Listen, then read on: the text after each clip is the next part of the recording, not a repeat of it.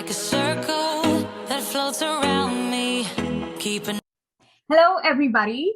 Welcome, everyone. It's the most exciting day for me because I get to see my students present. It's like a Christmas day for me when I unwrap the gifts. So, I don't have to go read a book or anything to learn. I just learn from these wonderful young minds. And I'm looking forward to their presentation and everything. And I want to thank Mariana. Thank you, Mariana, for taking so much time and effort into teaching the very important skill of research and deep learning. So, Mariana, please. So I want to thank you for sticking with me through all these weeks. And I know it's been a very busy semester and it's been very difficult for you to find the time to do this extra work on top of all the things that are required and that you're graded on. So I hope that you took something useful from our time together. But I also want you to know that I'm here. I didn't disappear. And I know several of you are still putting the final touches on your papers. And I want you to remember that I'm here to help you. So please send me your papers so I can give you feedback. And please remember to make an appointment with me if you want to talk about the feedback and have some help for the next step. We're just not going to have any more classes, but I'm available to help you see this project through the end, okay? And without talking too much more, I'd like to introduce Mahi, who's going to be our first presenter. And then Mahi, when you finish, you call on the next student, okay? Thank you. I'm sorry, I'm going to suggest everybody turn off the video so that Mahi alone can be on the screen. The presenter alone be on the screen.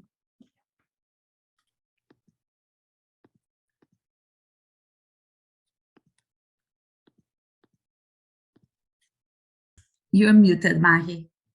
I'm just going to share my screen.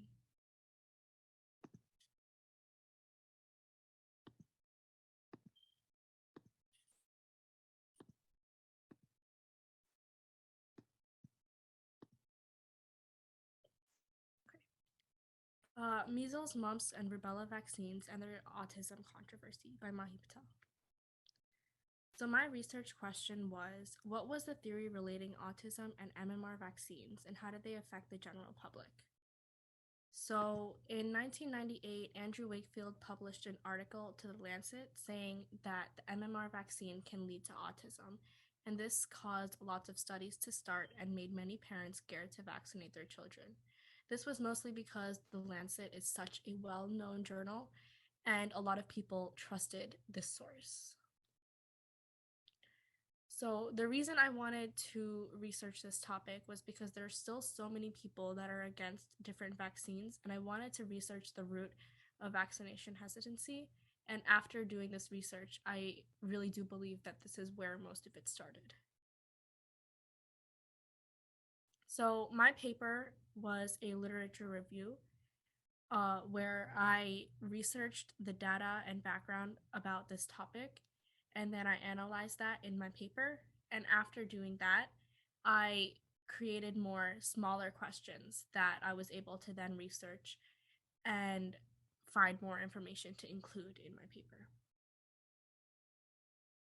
So some of my key findings were that the Wakefield article was published after they observed common autism-related symptoms in children after taking the MMR vaccine. So they noticed that a handful of children were taken to the doctor with similar symptoms, and they were then admitted and observed closely and examined, and they found that most of these symptoms were related to autism, and all of these children had very recently taken the MMR vaccines. So after the article was published, people started studies and they looked at past trends and started to find more data that could help prove this idea. And they found that autism-related trends were already steadily increasing, and the increase remained steady with the introduction of the vaccine, meaning there was already an increase in the amount of cases of autism, and the vaccine didn't affect that. even after this. So they retracted the original article, and Andrew Wakefield lost his medical license. But even after this, many people are still scared to vaccinate their children because they were given the idea that this could happen with any vaccine, and there could always be something wrong with a vaccine that doesn't have a lot of research behind it. So, from this, the biggest takeaway is that even the smallest quickly fixed mistake or misinterpretation can cause lots of issues with the general public.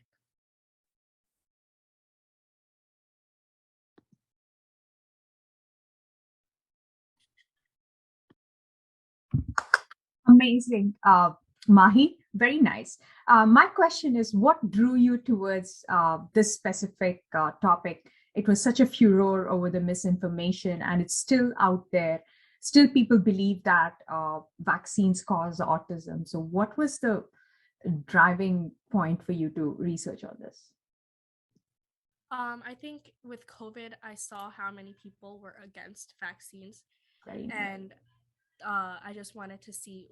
I started off by just wanting to see how this started, and then I found that there was a controversy like this, and I wanted to research it. Yeah. Wonderful, Mahi. Great job. Great job, Mahi.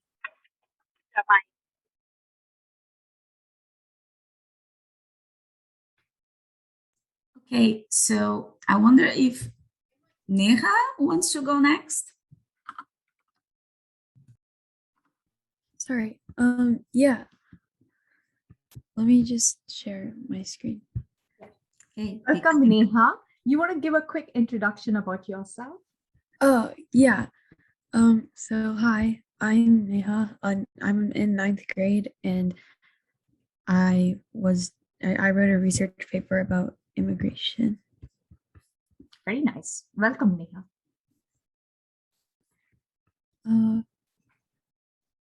How did you share your whole screen, Mahi? I just clicked share screen, and then I selected the tab of my slideshow. Okay, thank you.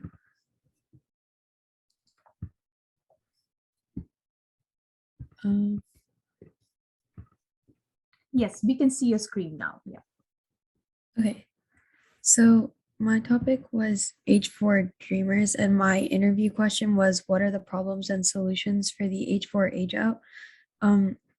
And the age 4 age out is when the child of a parent on a temporary work visa turns 21 and is no longer eligible to stay in the country because they're not under their parents anymore. I chose this problem because it's a problem that's specifically facing the Indian community and a lot of Asian communities because of work visa quotas that are placed on like those two countries. I chose this problem because it's really important because there are 1 million plus children facing the problem of age out, and there are about 12 million people who come to the US on special work visas each year, which is really important because all of those children are also going to be facing the problem of aging out of their parents' visas and trying to figure out what to do. So I this is basically just my method section as an outline because I conducted this research by interviewing people ages 10 plus who have been or are on H4 visas, and they have to be dependent on a parent because spouses of H1B visa holders don't age out of their H4 visas because they're the spouse. I conducted these interviews via Zoom, and I recorded their responses, and usually they talk from anywhere, from 20 to 40 minutes. And I asked them a couple of questions like their age and their race, and I figured out that most of them were Asian most of them were Asian, specifically brown. So that wasn't really like something that stood out to me, that there were like different races of people who are also facing the problem as much as these two communities. I asked them how old they were when they moved to the US because the age they move to the US and start applying for a green card really matters because it really depends on each type of person what their solution is going to be for the H4 problem. I asked them if they were currently H4 dependent because I also talk to people who had already gotten their green cards, because one of my interviewees had just gotten a green card one day before I interviewed her, and I realized that like a lot of people who were on H4 visas and who were facing the problem of age out probably have already also gotten their visas as well or have found a solution to the issue. And I used their responses, and in my paper, I used their responses to like make basic data and wrote about their personal stories and experiences. I found that it was difficult to find people to interview because there weren't a lot of people who were either willing to talk about the problem or people who knew what they were facing or what they were going through to be able to talk in the first place. So it was kind of difficult for me to find interview participants. I plan to continue updating the paper as the summer goes on because I think that if with more time and with more people, my results could be more meaningful.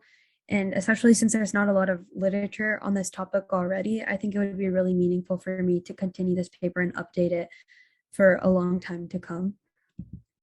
So most of the things these are the key findings of my paper. And I found that most of the children I interviewed were not aware of their situations until high school, specifically grades 10 to 12. That should say 12. But they weren't really aware of their problems in the first place. And they didn't really understand what they were going through until their parents had informed them of the problem, which was a common theme between these H4 dreamers.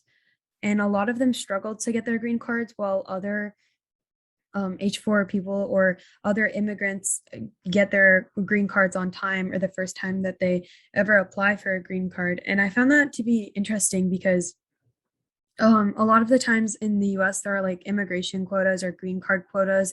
So I found that these quotas were pretty like detrimental to these H4 dreamers because they wouldn't be able to get a visa, but other people who literally just moved to the US or were just eligible for citizenship got their green cards immediately, which was a problem that frustrated a lot of the people who were on H4 visas. And a lot of them mentioned the fact that their peers would get to go on and have these scholarships and pursue a career that they actually liked. And they would have to be pigeonholed into a career that they didn't want to do just so they could stay in the US on an F1 visa or have a career that they could apply for an H1B visa in the US. Most of them stated that the problem has been causing like stress and strains in their relationships, their friendships, their schooling, and it's just been like the focal point of their entire lives. And they feel like they haven't really gotten the chance to enjoy this time of their lives as much as their peers because they're so focused on whether they'll even get to stay in the US in the first place. And one of them also mentioned that since she has built so much of like these relationships and like networks with people in the US, it would be really difficult for her to leave the US now, especially since she already has like all of these systems and all of these support systems and all of these friendships, etc. It would be really hard for her to leave now. And she's gotten used to the culture as well. So finding a different country to live in would be really difficult. And finally, finding willing participants, like I said, who have the time out of all of the stress of having an H4 visa or people who are willing to talk about it or willing to like contribute to the research paper was really difficult. I discovered that a lot of people didn't really want to talk about what they were going through, even if they were going through the problem, which is why it was really difficult for me to kind of like put together a paper in time. It was really difficult for me to actually like get to talk to these people in the first place. The research wasn't the most difficult part because there was a lot of like general information already and there was a lot of news media covering the topic, but there wasn't a lot of like actual papers on it. But once I got to interview these people, they were really open about their problems, but finding the people who are actually facing the issue or have faced the issue is difficult because, like I said, a lot of them aren't even informed of their own issue. And even some of them don't even know about their issues into late adulthood when their parents finally tell them that this is like what we had to do to keep you in the US. So just as a conclusion, I guess what I took away from this project is that the current immigration policies of the United States are kind of like the cause of a lot of immigration struggles, especially the H4 problem, which is causing people great strife because they have to move to the United States and they've stayed there their entire lives. And now these children just have to leave, and all of a sudden they're illegal immigrants. It's really difficult for them to just kind of adjust or find a solution fast enough. And I figured out through my research that it is kind of due to these quotas and the amount of green card people we can have in the US at a time. So yeah, that's what I took away from the whole thing.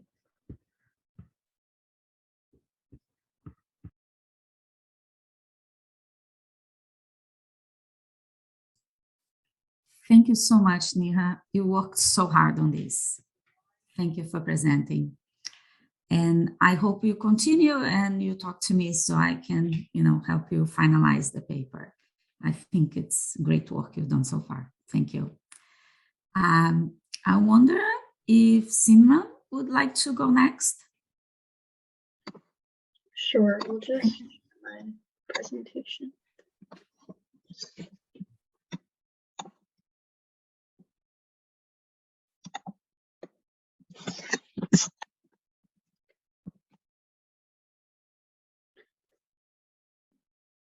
Hi everyone, my name is Simran Saluja and I am a rising sophomore located in San Diego, California.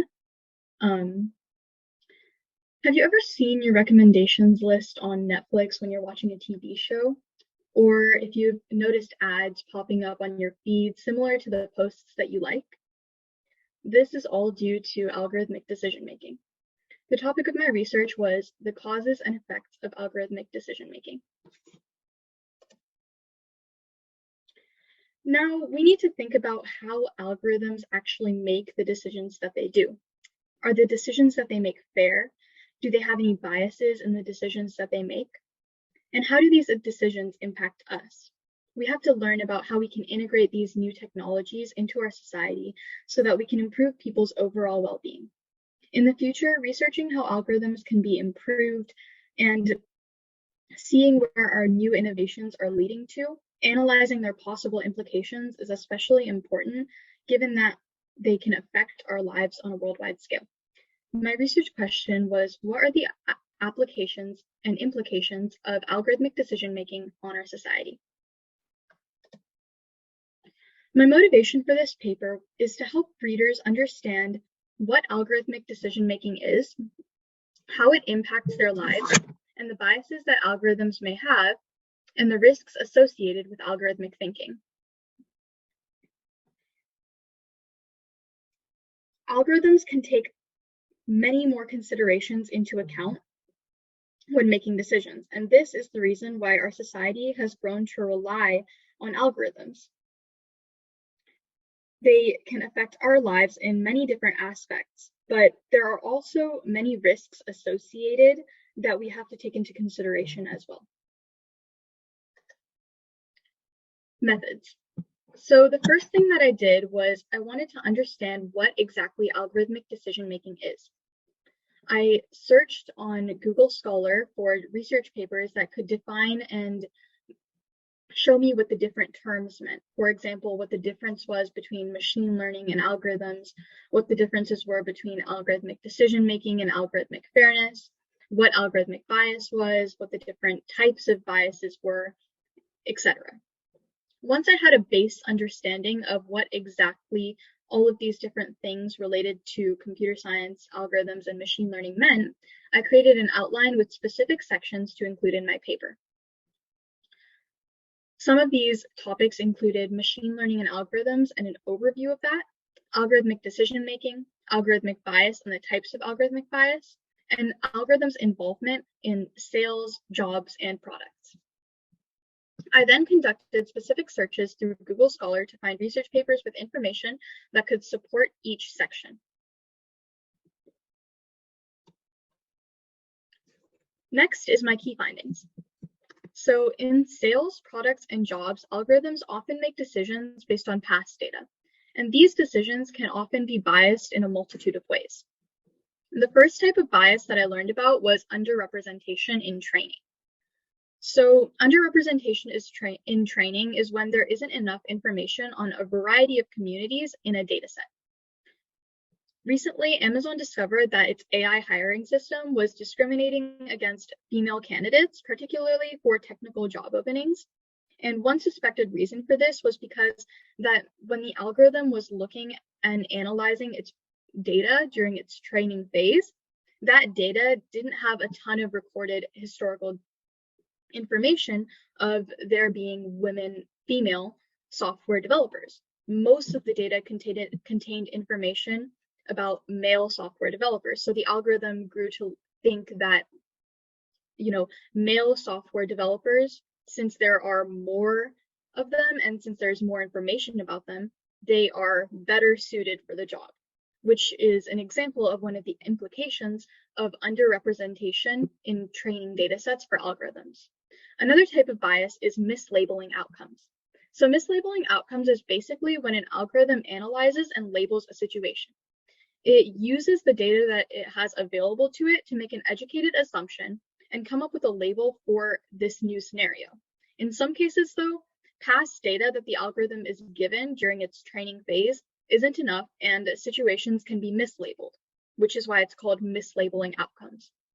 For example, if an employee faces discrimination from a supervisor and ends up quitting, an algorithm with not enough information about the situation can mislabel the employee as low performing, thinking that the employee just didn't put in the effort and it led to a talk with their supervisor, which eventually led them to quit.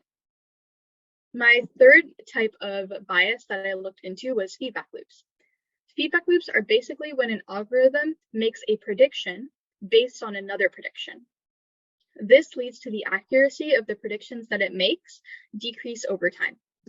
And the last type of bias that I looked into was biased programmers. Biased programmers can create underrepresented training sets for algorithms, furthering the bias and misrepresentation of certain issues, thoughts, or communities. They may not be intentionally putting bias into the work that they're doing, but their life experiences can influence how they go about creating an algorithm, which can lead to unintentional bias, and that can have a much larger impact on our society. And another main thing that I learned in my research was that most times algorithms having error and having bias is because the data sets that they learn from have human error in them. So the main conclusion that I came to after conducting my research was that the way an algorithm is trained has a large impact on the future decisions that it makes. Algorithms will have inevitable biases, just like how we humans also have inevitable bias. Algorithms are trained and they learn based on data that we have discovered or put together in one place.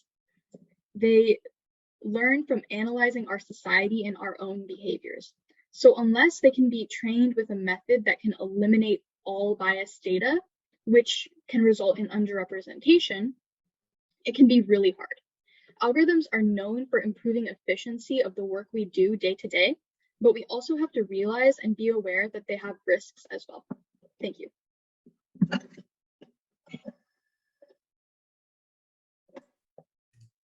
Wow.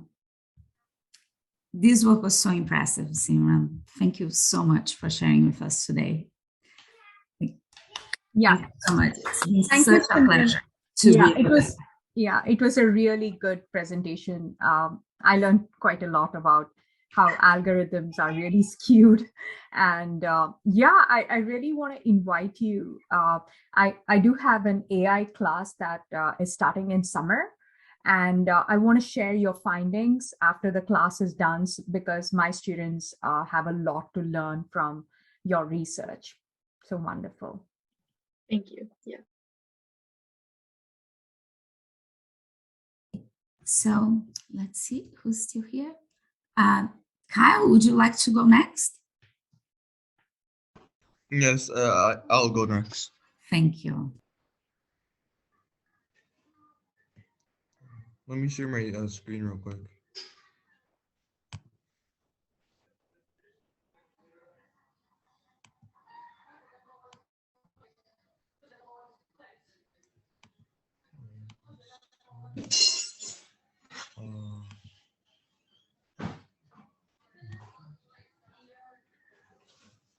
It's blocking the tab to my presentation.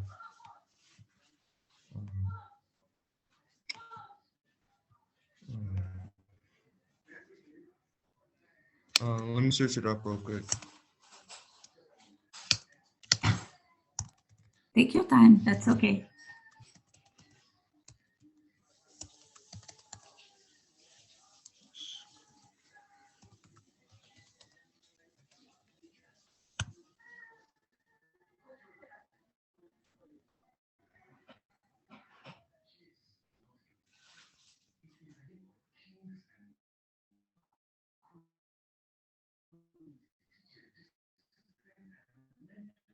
All right, can you see it?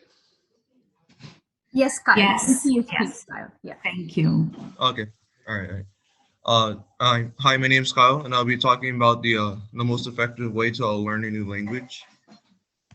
Yeah, my research question was basically seeing what could be the most effective way to learn a language. So I think my topic is important as learning a new language can bring many benefits.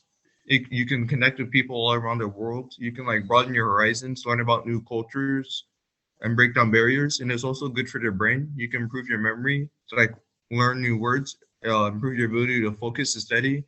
You also like train your brain to think in different patterns, like speaking with new types of grammar you don't usually speak in. I researched simply just searching up my question on Google Scholar and reading many research papers and literature reviews.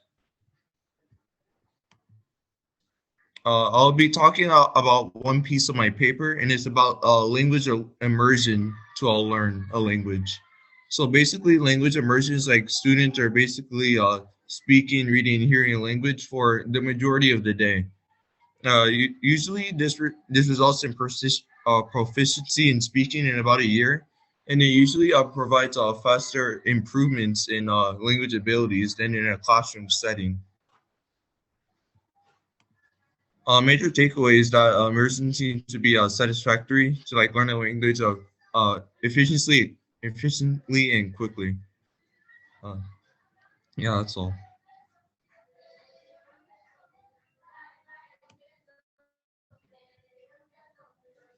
That's it. Thank you so much for sharing, Kyle. I have finally seen a little bit of your work. And I want to ask you to get in touch with me so I can help you finalize your paper. I hope that all the things we talk about so far were helpful. And I think it's, immersion has certainly worked for me. And I wanted to ask about you. Has it been the most effective way for you? Yes, it's been effective for me. I feel myself getting better and learning how to speak up more naturally. Yes, definitely. Like, as an immigrant myself, I can hardly ever really notice when people are recent language learners or if they've been speaking their whole lives. I've never realized you're a recent learner of English. You're doing really well. Me for English? Yeah. Yes. Oh no, I'm not No. learning English. That's my Oh, native language. English is I've the been native. Yes, I thought yes, English was the native. So which language have you been studying? Japanese. And how are you achieving immersion in Japanese? I usually read books, watch shows, and study grammar in my free time. And you spend several hours a day immersed in Japanese? Not anymore. I used to though. Wow, I just usually get like 1 hour now. that's really impressive. And that's not an easy language. Thank you for sharing that. Thank you. All right. Wonderful, Kyle. It's so refreshing to see a very unique topic that you picked up. And thanks for sharing it with us. Thank you.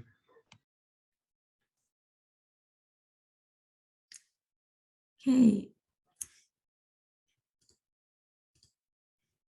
Just making sure I called on everyone who's with us today, and I have. Joe, would you like me to share Rakna's presentation, or do you have it on hand? You can share it. Okay. Yes. So I'm just opening Rakna. recorded for us because she's at work.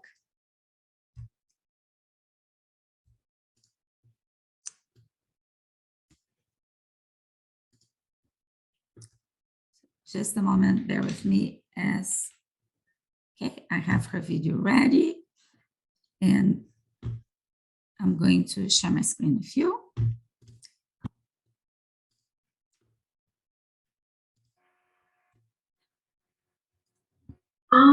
My research topic was industrial farming versus the world, or like the concerns I have on industrial farming. So my industrial farming, it basically started in 1960, and it was created as a method to increase production while efficiently managing a large population.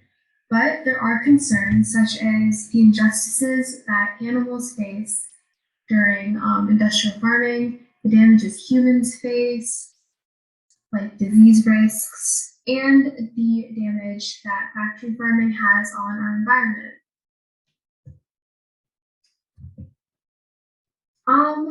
The reason I chose my presentation or my research on industrial farming is basically because I've always been really passionate about animals and the environment, and it's just speaking up for those that can't speak up for themselves. Animals can't really tell them to stop. They don't know how, and no one's gonna do anything for the environment unless you take initiative for it. And every year you have pictures of animals chickens being cooped up and I don't know, overcrowding, and you have a representation of the pollution that goes on during industrial farming. And those are pigs that are also being overcrowded and kept in harsh conditions. For my research, I basically just used Google Scholar. I went to my local library, and I looked at a lot of books written about the topic. And I also went through a lot of data analysis, which basically I looked at graphs about pollution, from 1960 to now, pre-1960s, from the introduction of factory farming to now, and how it's gotten worse, and the amount of pollution that factory farming really accounts for. Okay, for this section, my specific topic that I chose to talk about through my entire research, I chose to talk about animal cruelty. That was a very big portion of the research for me because there's really a lot going on in industrial farming, regarding animal cruelty. First, you have forcibly impregnating animals and denying mothers any interaction with their offspring. And I read a book about it, and farmers do this for milk, for baby cows. Farmers take the cow from a young age, and they don't let it have any interaction with its mother because they're scared that the baby, the calf, they're scared the calf is gonna drink more milk than it has to, because animals tend to have a tendency to do that. And if it drinks more milk than it has to, it's drinking up the farmer's profit. So they deny any interaction between the mother and the baby, and they just feed the baby on its own. And usually animals farm animals such as cows and pigs and goats, they get very attached to their young, as you would imagine. So I think that's very cool. My second point was the routine mutilation and extreme confinement. Extreme confinement, basically, as you saw in the other picture over here, extreme confinement in these conditions would basically mean overcrowding, and oftentimes mutilation happens because overcrowding, you don't more space, right? So they cut off any unnecessary features such as the beaks, the wings. They also cut off, for pigs, they shave off teeth without any anesthesia. As you can see over here, they're clipping teeth for piglets. And obviously the pig's very happy about that. But they do it so that the pigs don't like bite the other pigs. They also cut off ears without like any pain medication. They animals undergo forceful castration, debeaking. They could get their wings cut off. They get toes cut off. And they oftentimes, like, no, not oftentimes, they like all the time they do that.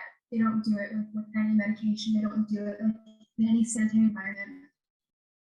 It's mostly just like,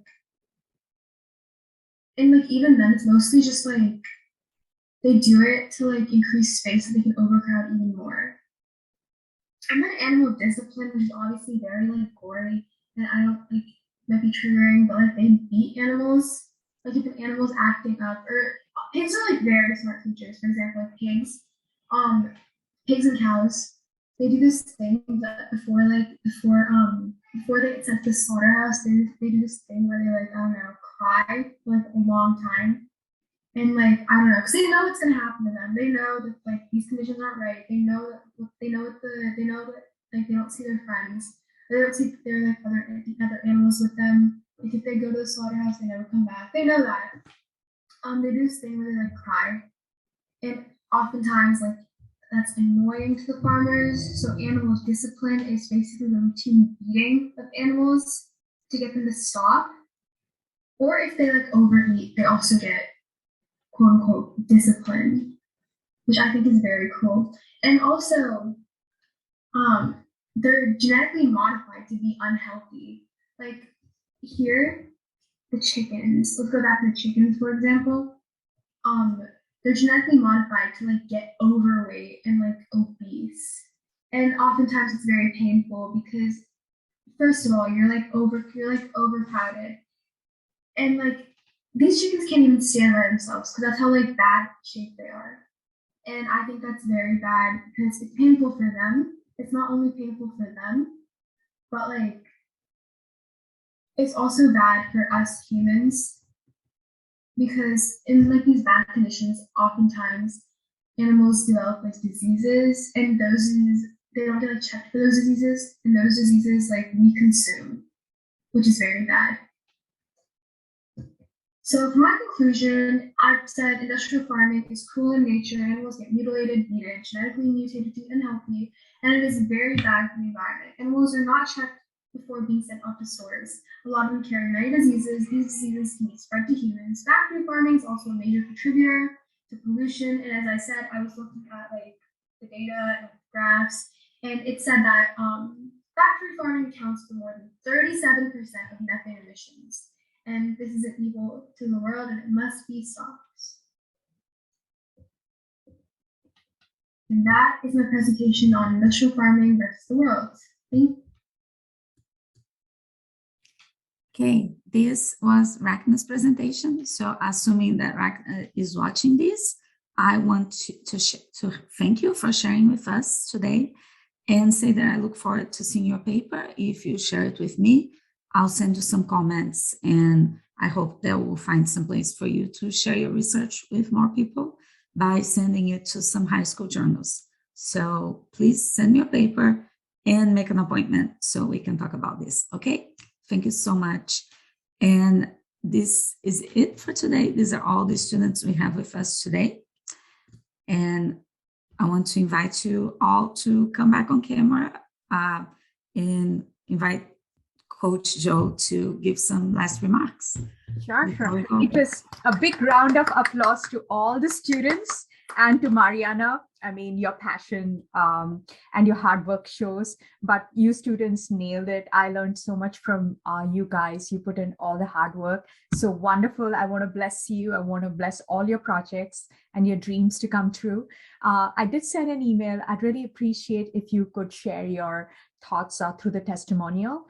There's always room for improvement. We're not perfect, and I would like to hear from you. Then we would like to share certificates and recommendations. So all that form is there. If you could kindly fill it out we can do the next step. And I want you to stay with us within the Gifted Gabber family. And there are a lot of internship opportunities and summer opportunities, and you will be invited back to share all your findings. So this is just a beginning of your research, not an end. So I want you to continue and follow your passion and keep on learning. Miss Mariana? Right. This is it for today. I'm going to miss all of you. So I hope to hear from you soon. And please feel free to make an appointment with me anytime you're ready to look into sending your research paper to a high school journal, finding a good high school journal for you to publish. Any help you need with your next steps with this research, I'm here for you. So please email or make an appointment. Okay. I want to wish you a great rest of your day.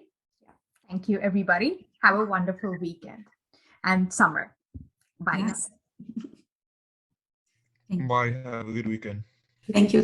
Bye. Have a good weekend.